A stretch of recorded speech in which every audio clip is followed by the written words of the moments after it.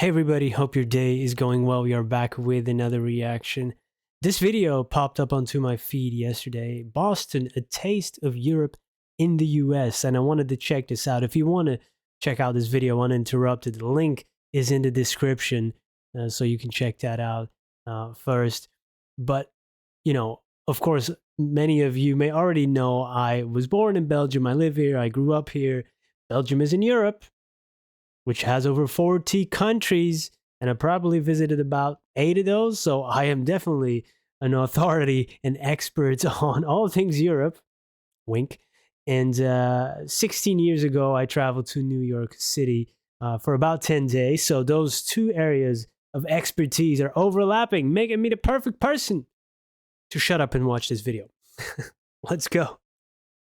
This is going to be interesting. Looking forward to learning a little bit more about Boston. Hey guys, and welcome to Cool Vision. In this video, we'll travel to Boston. Welcome to Boston, guys. Let's talk about Boston. Boston is the capital of the state of Massachusetts, with a population of 675,000 people and 4.8 million people living in the greater Boston metropolitan area. Wow. That's amazing, right? Let me check those numbers again. And 4.8 million people living in the greater... Wow, we got like 11 million in the entire country. Yeah. Greater Boston metropolitan area. Boston is best known for its rich history, seafood, top universities, baseball, the Boston Marathon, and is probably one of the most European-looking cities in America. Ooh, nice. Let's start with its history.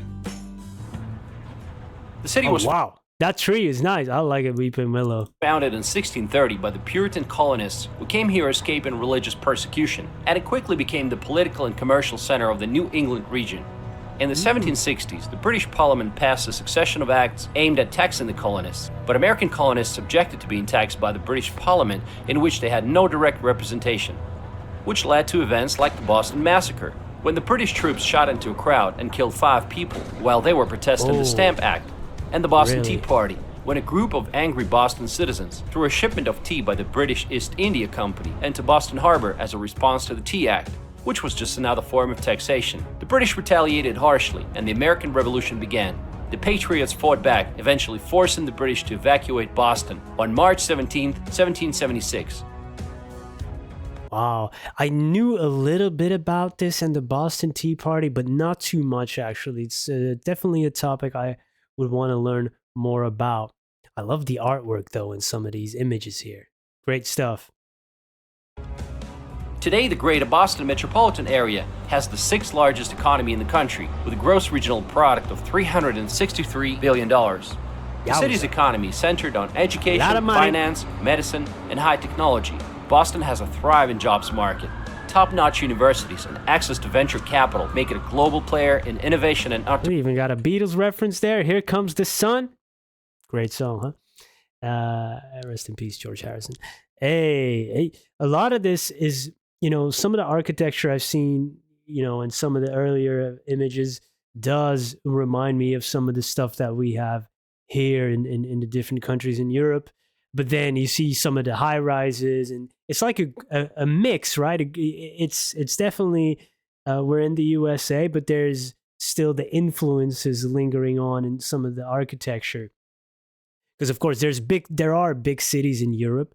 But if I look to my own country of Belgium, there's not anything remotely close, right? But of course, Belgium is such a small country and not representative of everything European, right? There's so many different cultures within the continent. And so many different styles of architecture. If you go more to the south of Europe or, you go to the north, different languages, different people, different food, different architecture. But some of those things definitely remind me of some of the things in the Netherlands and all of that. Yeah, cool. And Germany as well. Top-notch universities and access to venture capital make it a global player in innovation and entrepreneurship. Amazon, Microsoft, and Google and other big names have offices here. General Electric, Fidelity Investments, Liberty Mutual, Gillette, New Balance, Puma, and Reebok all have headquarters here. Did you know that Dunkin' Donuts was founded in Boston in 1950? Well, technically 20 minutes away from Boston, in Quincy, Massachusetts. City is a Man, major we had a Dunkin' Donuts here in the town that I live. We don't have many fast food chains. We had a McDonald's, started up here in the 90s, and then Burger King came in here right around the pandemic. So it's not that long. We had a Dunkin' Donuts here come in like 2 years ago. It's already, they already declared, bankruptcy just in that part. We can't do it here. It's not catching on, but I love them. I like the coffee. I like the donuts. But yeah, they can't really depend on me for keeping the business open. I go there once or twice a year. So yeah, sorry, Duncan. I should have done better. seaport along the East Coast and the oldest continually operated industrial and fishing port in the Western Hemisphere. Boston is a world leader in higher education, with more than 50 colleges and universities, including Harvard and MIT. Harvard is a private Ivy League research university located across the Charles River in Cambridge. There are 30,000 students currently, and only about 5% of applicants are accepted into the school.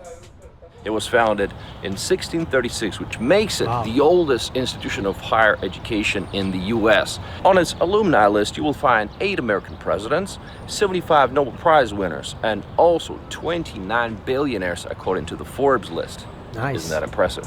And isn't Conan O'Brien, which I reacted to on the channel, isn't he a Harvard graduate as well? Massachusetts Institute of Technology is another private research university. Oh, this is interesting. What was that? Institute of Technology is another private research. Whoa. And there's a lot of interesting architecture in the world, right? Sometimes you just got to try some. Whether you like it or not, you got to respect the boldness of it. I've seen stuff like this in Europe. Actually, there's some of this daring architecture, especially in the Netherlands. They're not afraid to try some. Belgium maybe a little more, conservative in that type of way. We're really reserved. We don't really go big or go home. We just stay in the middle. University, established in 1861. It originated in Boston and was first known as Boston Tech. It's known for its programs in engineering and the physical sciences. Right across the river from downtown Boston, you see MIT. Over the years, it's played a key role in the development of modern sciences and technology. For every 100 people applying, only 7.3 will be accepted, which makes it a very competitive place. Some of the world's greatest inventions have been created by their graduates, like Space War, the first computer game, the first portable fax machine, GPS and voice recognition technology. The MIT alumni have founded many notable companies, like Boston Dynamics, a robotics design company that makes robots that can run, jump, and do a lot of useful tasks. Oh, excuse me, how can you afford a car like that? Let me make it simple for you. Wait a second, does this still exist, these types of parking? Isn't it all done through an app or something? Does this still work, or is this just decoration? Yeah. I graduated from Harvard. You can do it too. It's right around the corner. They say Boston is a city of neighborhoods, so let's take a look at different parts of the city. Let's start with downtown. It's the location of many corporate headquarters, restaurants, coffee shops, and parks. A lot of new condos and lofts have been constructed recently, which brought new residents and businesses. But the biggest transformation was the project known as the Big Dig. Look, we're entering a tunnel and we're going to be driving under the city. This project removed the elevated highways, put them underground, and replaced them with green spaces. This is what it used to be, and this is what it is now. So much better. This was one of the nation's most expensive highway projects, with a price tag of $14.8 billion. Downtown is nice and clean, and it doesn't have a lot of homeless people. There's some, but not as many as I've seen in other American cities. Now let's take a look at Beacon Hill. It's one of the oldest historic districts in America. Federal-style row houses and cobblestone streets that are illuminated with gas streetlights. Oh yeah, and it's within walking distance of the city's financial district and government center. It's one of the most prestigious districts. This type of street, you could definitely almost think like, oh yeah, this could be Europe. Of course, you see the license plate. Even the lantern posts, right, have a different feel to it. But some of it does remind you of some of the architecture we have here. But Hey, the license plates look like Belgian. We also have the white license plates with the red letters. I don't know. Every state is different, right? Um, yeah. Cool.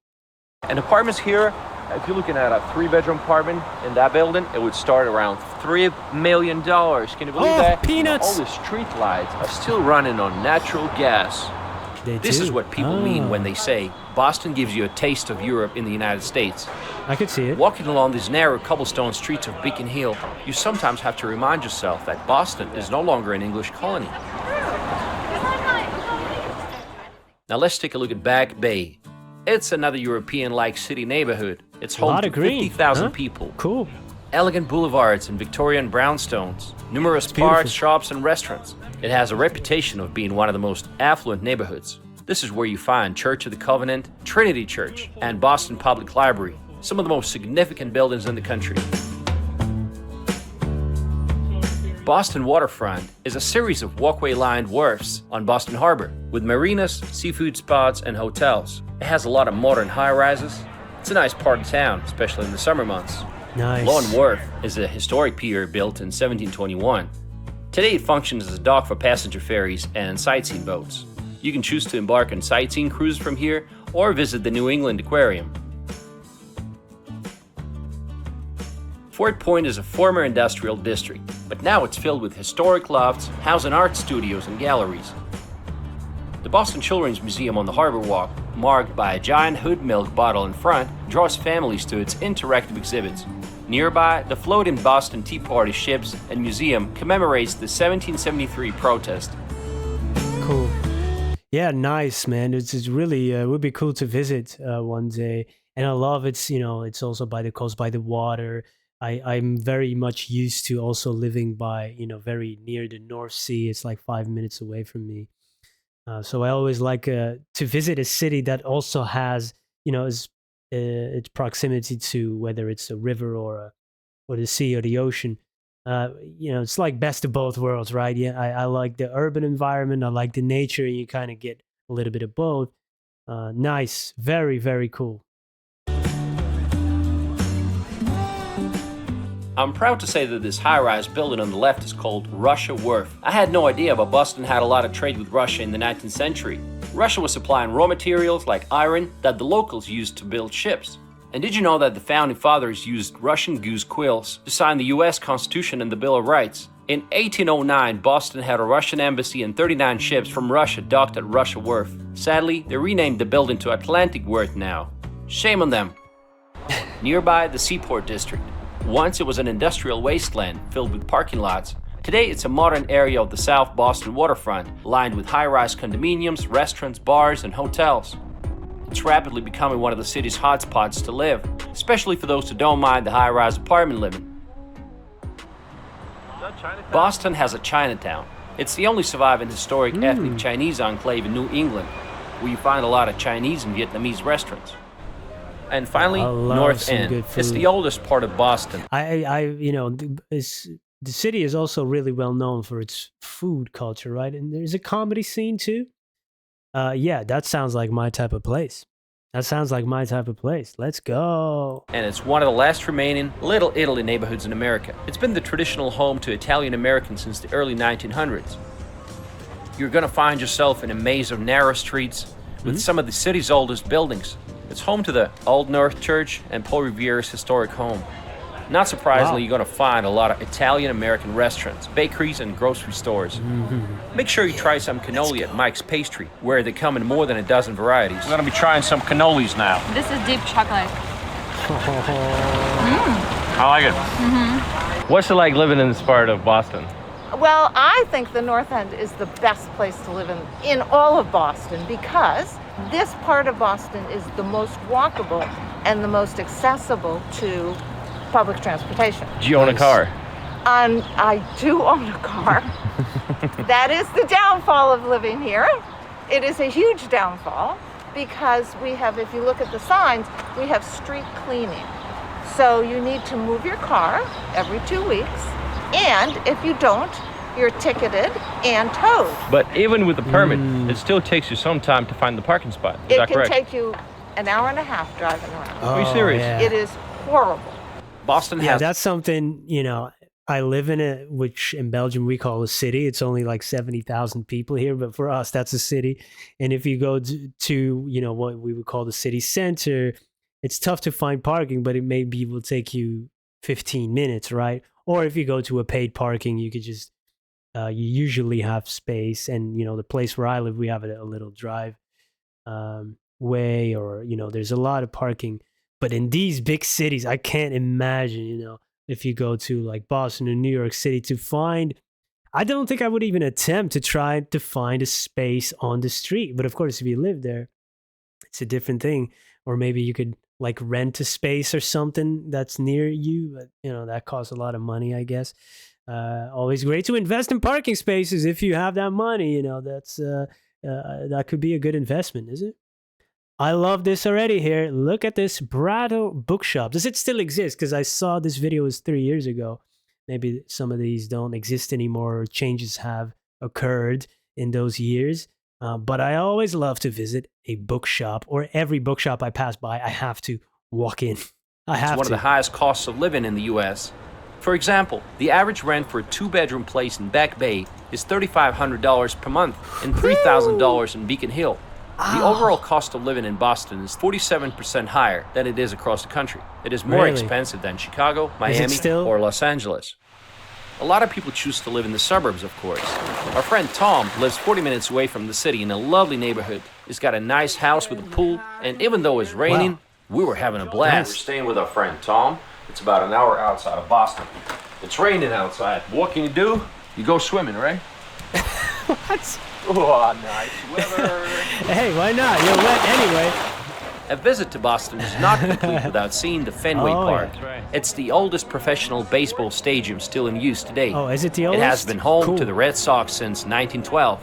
The Boston Red Sox sell out almost every game since winning the World Series in 2018 for the 9th time. Let me tell you, the party starts way before the game. So before the game, it's a good idea to hit the bar and grab a few drinks. It's always good to get 1 or 2 beers here because it's going to be twice as much once you go past those gates and go inside. The Boston Red Sox is also known as Red Sox Nation because there's so many of us. Woo-hoo! Cool. Wow. This baseball... That's amazing to see, the people and sports. It's always great. In Europe, baseball is almost non-existent. But because I watch a lot of American stuff, content movies, I am aware of course, the Boston Red Sox and other teams and other sports. But baseball we don't really have it here. Baseball park is located in Fenway. It's an urban community with a lot of students and colleges around. When the Red Sox are playing in town, the traffic becomes a nightmare before and after the game. I can imagine. I was shocked that nearby gas stations stopped selling gas and turned into parking lots for the duration of the game. I was shocked. Smart. So he parked here at the gas station, and it cost him $50. Elena was saying, why are they having us park here, right? Right. Because then It's no a one can gas get station. gas. And I said, it's better for them to actually It's more rent profitable. out the parking spaces than They'll to make more money that they'll way. make more money than doing the gas. Yeah, and it's a little bit more passive that way as well. You don't really have to do anything. Just, hey man, that's the entrepreneurial spirit right there. It's very expensive to have a car in Boston. Yes. Ooh. And I don't recommend driving a truck in Boston. That's a Texas car, not a Why? Boston car. If you're living in a big city, why do you need a big car like that? I know in America everything is bigger. That's what she said. But like if you need to find a space in a city that's already hard to find a space, if you have half the car, you can find. It's easier to find a space, right? No? I don't know. Maybe it's just a small European mentality talking here. Parking is That's already insane. a challenge in the downtown area because of how compressed the city Look, is. this car Many is neighborhoods ideal. do not offer off-street parking and require a residential parking permit. Right. Boston's rich history attracts 21 million visitors a year. Being one of the oldest municipalities Nice, in Ollie. the US, it's a city of many firsts. The first public park, the first public school, the first subway system in Okay. the nation. And in the I never 21st knew that. century, this is the location where the first social media network was created. You may have What? heard of it. It's called Facebook. Oh, One of the biggest Right, I've seen the attractions film, is the right, Freedom that film. Trail, Social which is network. a 3-mile trail. All you have to do is follow the red brick line and it will take you to 16 of colonial America's landmarks. They include the burial sites of Paul Revere, John Hancock, and Samuel Adams, the old State House, Okay. and the Faneuil Hall, a renowned meeting place for revolutionaries and abolitionists. cool. One of the That's city's a bucket fine list offerings item. is Boston Dock Tours that combines a street tour with a splash in the Charles River. We had a lot of fun. Oh, that's cool. Hey. Hey. Swimming in the Charles is prohibited, but there's a lot of other things you can do here. You can rent a kayak or join a sailing school and learn to sail, or ride an electric surfboard. I've never done that. The Is Boston that easy? Museum of Fine Arts is one of the largest Or hard? museums in Difficult? America and boasts one of the most comprehensive collections on the continent. 450,000 Oh, yeah. works of art. Beautiful. Come here for a first Friday to enjoy music, cocktails, and tapas with your dose of fine art. Boston Tea Party Ships and Museum takes you on a tour of what life was like in 1773. It's a fun and interactive experience, and some tea tasting on top of that. Visit the Old State House, scene of the Boston Massacre. On July 18th, Wow, 17... that's amazing to have this building right in the middle of all these high rises. Sheesh. 76. From its balcony, the Declaration of Independence was read for the first time. Is this the original Kids of building? all ages will get a kick out of the Museum of Science and the Boston Oh. Children's Museum. Boston is one of the healthiest cities in the country. Green space accounts for 20% of the city, and you'll never need to look far for some nature. Boston Common, the oldest public park in the US, and Public Garden are a treat in all seasons, and they host different events all the time. And the Boston Harbor Walk, which is a continuous 43-mile long walkway along the shoreline, is perfect for walking, running, or cycling. Food scene in Boston is great, whether you prefer oysters, lobster rolls, or clam chowder. The city is located directly on the Atlantic coast, and the seafood is fresher here than almost anywhere else in the country. Yeah, so this is New England clam chowder. Really I have heard about this since I've seen it on an episode of The Simpsons, probably. Chowder! Remember that episode? It's an old one. But yeah, like I said before, I live near the coast, but I'm not that much of a big seafood fan. And I know people are gonna, people from my own, people have disowned me for not liking seafood. You're living next to the sea. They say, hey, it tastes like the sea when they go eat oysters. Like, why don't you put your head in the sea then and drink? Start slurping. Take your straw to the beach and slurp away. It's free. I never got that argument, but maybe it's just me, and I'm not open-minded to it. But it's just, I'll try it, but usually I like a few things. I like sushi and stuff, but shrimp croquettes, it's a speciality here. I like those, but I mean, that's as far as I'll go. Swedish fish, maybe. famous here in Boston because we're actually at Legal Seafoods. New England clam chowder Legal? How actually about has a illegal cream seafood? to it. There's a Manhattan-style clam chowder that has a red sauce. It does look And good. then though. there's a Rhode Island clam chowder which has like a brothy, clear sauce to it. But this is the best. I like the thickness And don't and the forget creaminess about the of historic it. Quincy Market. I know it's a little bit touristy, but it offers a lot of good food options. And the Boston Public Market in the North End for some regional wine and foodstuffs every day of the week. If you love I'm beer, getting there are a hungry. lot of local breweries, but the most famous local beer is Samuel Adams Boston Lager. Boston Beer Company is the fourth largest brewer in the nation, and you can visit their tap room in downtown to sample a few beers from a great selection. Cheers, guys. Not a lot of people think of Boston as a beach destination, Oh, there's but it has some beaches nice too? city beaches like Riviera Beach, Pleasure Bay Beach, and Carson Beach, just south of the Castle Island. Speaking of Castle Island, it's a great place for a day trip. You can stroll around on Harbor Walk, swim and relax at the beach, and watch airplanes land and take off Oh, from the cool. nearby Logan Airport. Wow. Here you can also visit love Fort that. Independence, built in 1634 by the British, and enjoy some delicious food at Sullivan's Restaurant. Boston might seem large from the outside, but you will quickly discover that it's surprisingly small. That's why 13% of the population commutes by foot.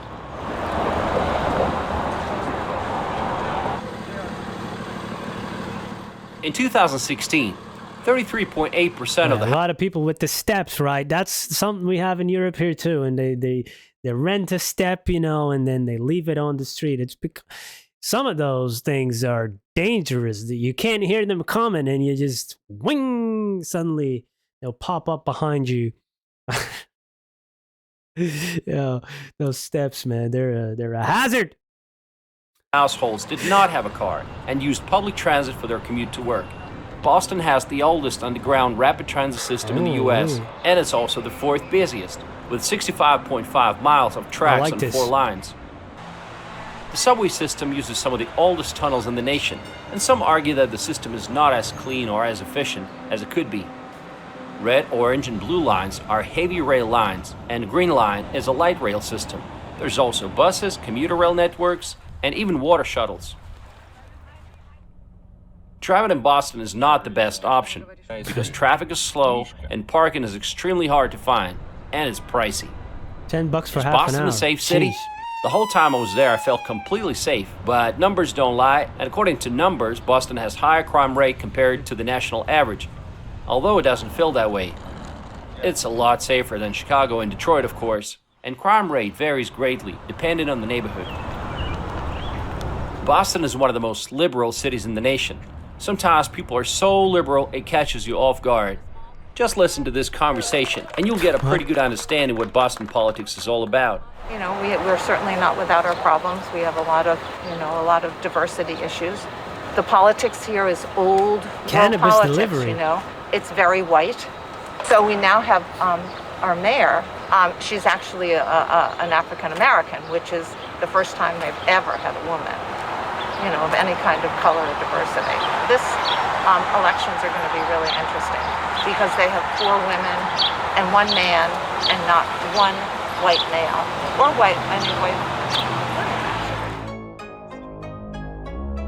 Hey, man. There's a lot to do outside the city. The best Boston person is with a well job. positioned to provide you with fantastic day trips and weekend getaways to some great spots along the Atlantic coast. You can reach the coast of Maine, see the Hudson Valley, explore Rhode Island, or relax in Cape Cod, or even visit New York City. Driving time is around 5 hours. So, let's sum it up. Boston offers everything you can want in a big city. Great universities, plenty of outdoor activities, good public transportation, and a diversified economy. And the downsides are relatively cold winters, high cost of living, Yeah, slow that's a traffic, tough and one. expensive parking. So, what do you think about Boston, guys? What are Nice. some other facts you know about Boston that are worth sharing? Please share them in the comment section, and I'll see you in my next video. Thanks for watching, and hit that bell button so you'll be notified about my future videos. Thanks. It's a cool video. I liked it. Definitely check out the channel. And we have Tom with us Link in today. the description. Hey, how's it going? Привет! Как дела? Хорошо? Oh, we got the souvenirs here. Тоже. I'm a tourist. Oh, that's a cool shot.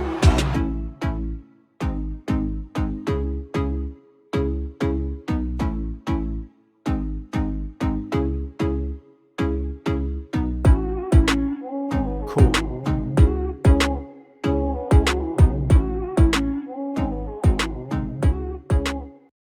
Yeah, very cool video and seems like a great place to visit, expensive place to live, but you know, nowadays it's getting expensive everywhere, isn't it? And of course, politics is a part of every city, and you know, diversity is a big talking point for me as growing up in a minority. Just to add a little bit, I would never like a forced inclusivity, right? Because I would never feel comfortable, you know, if I was put in a position just because of the color of my skin. You know, that's my perspective on that. And of course, it's very complicated and nuanced, but I've been in positions and jobs, you know, where they wanted me like for a picture and HR sending me a message, hey, would you like to be on this picture? Or, you know, kind of be like the poster boy. And then I look around into the management, I see no people of color, but they wanted me on the poster, right? So those types of things can get me, you know, can get my blood temperature up a little bit. Because I do I'm a big supporter of diversity, but I'm not a fan of like forced inclusivity because I've felt both sides of that fence, right? And you feel very uncomfortable when that happens. And I'm kind of like, what am I doing here? They're kind of using me as a talking point or a token. And yeah, it's the worst feeling. I never want to experience that again.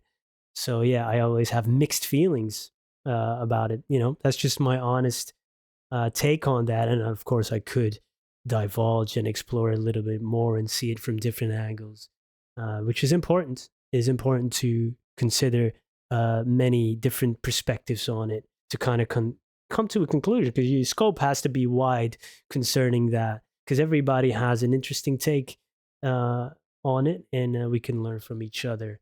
But man, Boston looks awesome. I hope I can travel to the US one day. And this would definitely be on my bucket list.